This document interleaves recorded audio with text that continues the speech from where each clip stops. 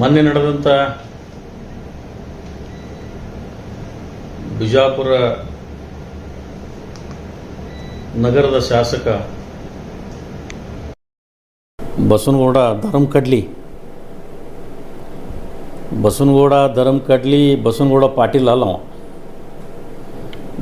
ಧರಮ್ ಕಡ್ಲಿ ಮೊನ್ನೆ ಒಂದು ಹೇಳಿಕೆಯನ್ನು ಕೊಟ್ಟರು. ಆ ಧರಮ್ ಕಡ್ಲಿ ಅಂಥೇಳಿ ಒಪ್ಕೊಂಡ್ರು. ಅವರು ಒಪ್ಕೊಂಡು ಏನು ಹೇಳ್ತಾರಪ್ಪ ಅಂತಂದ್ರೆ, ಶ್ರೀಶೈಲಕ್ಕೆ ಹೋಗೋ ಮುಂದೆ ಯಾರ್ಯಾರು ಹೋಗೋ ಮುಂದೆ ಅವ್ರ ಜಮೀನಲ್ಲಿ ಕುದುರೆ ಮೇಲೆ ಹೋಗೋರು ಕಡ್ಲಿ ತಿಂದು ಬರೋ ತನ್ನ ಏಟು ತಿಂದರೂ ಕಲಸ ಹಾಕಿದ್ದಿಲ್ಲ, ಕಡ್ಲಿ ನಮ್ಮಲ್ಲಿ ಉಳಿತಿತ್ತು, ನಾವು ಕಡ್ಲಿ ತಿನ್ನಿಸ್ತಿದ್ದೇವೆ ಅಂತ ಹೇಳೋದು. ಮಿಸ್ಟರ್ ಧರಮ್ ಕಡ್ಲಿ, ನೀನು ಮೊದಲು ಏನಿದ್ದೆ ಅನ್ನೋದು ಮೊದಲು ಆತ್ಮಲೋಕನ ಮಾಡ್ಕೋ. ನೀನು ಮೊದಲು ಏನಿದ್ದೆ ಅನ್ನೋದನ್ನು ಆತ್ಮಲೋಕನ ಮಾಡಿಕೊಂಡು ಜನರಿಗೆ ತಪ್ಪು ದಾರಿ ಎಳೆಯೋದು ಬೇಡ. ನೀನು ಜೋಡ್ಗುಮುಟ್ಟು ಮುಂದೆ ನಿಂತು ಮ್ಯಾಕ್ಸಿ ಕ್ಯಾಬ್ನಲ್ಲಿ ಚಡ್ಚಾಣ್ ಸಿಂದಗಿ ಇಂಡಿ ಅಂತೇಳಿ ಒದರೋದು ಮರ್ತಿ. ಎರಡನೇದು ಏನಪ್ಪ ಅಂತಂದ್ರೆ, ನಿನ್ನ ಇತಿಹಾಸ ಏನಾದರೂ ಇತ್ತು ಅಂದ್ರೆ, ನಿನ್ನ ಎಲ್ಲಿ ಯಾವ ಊರಾಗ ನಿಂದು ಜಮೀನಿತ್ತು ಅಂದ್ರೆ ಆವಾಗಿನ ಕಾಲದಾಗ, ಈಗಿನ ಕಾಲದಂತೂ ಬಿಡು, ಈಗಂತೂ ನೀ ಭಾಳ ಆಸ್ತಿ ಮಾಡಿದಿ. ಯಾರ್ದೋ ಎಲ್ಲಮ್ಮನ ಜಾತ್ರೆ ಒಳಗೆ ಯಾರ್ದೋ ಜಾತ್ರೆ ನಿಂದು ಜಾತ್ರೆ ಹೊಂಟು ಬಿಟ್ಟದ.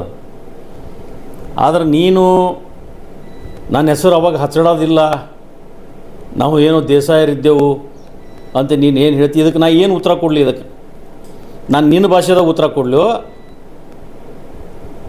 ನಿನ್ನ ಭಾಷೆದಾಗ ನಾವು ಉತ್ತರ ಕೊಟ್ಟದ ಅದು ಏನಾಗ್ತದೆ ಆತ್ಮಲೋಕನ ನೀನು ಮಾಡ್ಕೋ. ಅದಕ್ಕೆ ನಾ ಹೇಳಕ್ಕೆ ಹೋಗಂಗಿಲ್ಲ. ಯಾವುದೇ ತಂದೆ ತಾಯಿಗೆ ಮಾತಾಡ್ಬೇಕಾದ್ರೆ ವಿಚಾರ ಮಾಡಿ ಮಾತಾಡ್ಬೇಕಾಗ್ತದೆ. ನಾ ಹಚ್ಚಡೋದಿಲ್ಲ ಅಂತಂದ್ರೆ ಅರ್ಥ ಏನದು? ಹಚ್ಚಡೋದಂತೆ ಹಿಂದೆ ಇದ್ದಿರ್ಬೋದು, ಇತಿಹಾಸದಲ್ಲಿ ಯಾವಾಗಿತ್ತು ನಮಗೆ ಯಾರಿಗೂ ಗೊತ್ತಿಲ್ಲ. ನಾವು 300 ವರ್ಷ ಇತಿಹಾಸ ನಮ್ಮ ಮನೆತನದ್ದು. ಆದರೆ ನಮ್ಮ ಬಗ್ಗೆ ಮಾತಾಡೋಕ್ಕಿಂತ ಮೊದಲ ನೀವು ಪಾನ್ ಶಾಪ್ದಲ್ಲಿ ಜೀವನ ಮಾಡಿದವರು, ನಿಮ್ಮ ತಂದೆಯವರು ಪಾನ್ ಶಾಪ್ದಾಗ ಹಿಡ್ಕೊಂಡು ಜೀವನ ಮಾಡಿ, ನಮ್ಮ ತಂದೆ ನೌಕರಿ ಮಾಡಿರ್ಬೋದು, ನಮ್ಮ ತಂದೆ ಗಂಟೆ ಬಡಿದಿರ್ಬೋದು. ಬಿಜಾಪುರದಲ್ಲಿ ನಾವೆಲ್ಲೇ ಹೊಂಟರು ಸಿದ್ದಪ್ಪಣ್ಣಗೆ ಬೇಟ ಜಾರಬೇಕು ಅಂಥೇಳಿ ಈ ಮಾತನ್ನು ನಾನು ಮೊನ್ನೆ ಹೇಳಿದ್ದೀನಿ. ಇವತ್ತಾದರೂ ಇವತ್ತು ನಮ್ಮ ತಂದಿನ ಇಡೀ ಸಮಾಜದ ಎಲ್ಲ ಸಮಾಜ ನಮ್ಮನ್ನು ಗುರುತಿಸ್ಕೋತಾರೆ. ನಿನಗೇನರ ಮಾನ ಮರ್ಯಾದೆ ನಿನಗಿತ್ತು ಅಂದ್ರೆ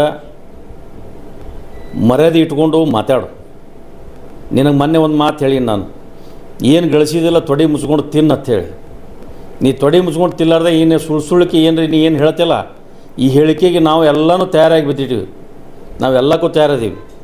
ಜೀವನದಲ್ಲಿ ಯಾವಾಗ ನಮ್ಮ ತಂದೆ ಹೆಸರು ಇವತ್ತು ನೀನು ತೊಗೊಂಡು ಏನು ಕೊಂಡಾಡಕತ್ತಿ, ಇನ್ನು ಮುಂದೆ ನೀನು ಇತಿಹಾಸನ ತೆಗಿಬೇಕಾಗ್ತದೆ, ನಿನ್ನ ಭಾಷೆದಲ್ಲಿ ನಾವು ಮಾತಾಡ್ಬೇಕಾಗ್ತದೆ.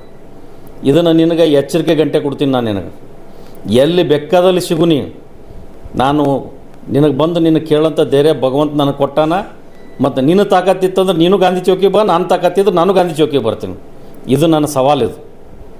ಇದಕ್ಕೆ ನೀ ಹುಚ್ಚುಚ್ಚಾರಾಗಿ ಏನಾದರೂ ನೀವು ಮಾತಾಡೋಕ್ಕೆ ಹೋದಿ, ನಿನ್ನ ಇತಿಹಾಸ ಎಲ್ಲ ಹುಚ್ಚಿಡ್ತೀನಿ. ಅದಕ್ಕೆ ನಿನಗಿದೊಂದು ಎಚ್ಚರಿಕೆ ಗಂಟೆ ಅಂತೇಳಿ ಈ ಸಂದರ್ಭದಲ್ಲಿ ನಾನು ಹೇಳಿಕ್ಕೆ ಬಯಸ್ತೀನಿ. ಇನ್ನು ಮ್ಯಾಗ ಹುಷಾರ್ಲಿಂದಿರು ನೀ ಇಟ್ಟೆ.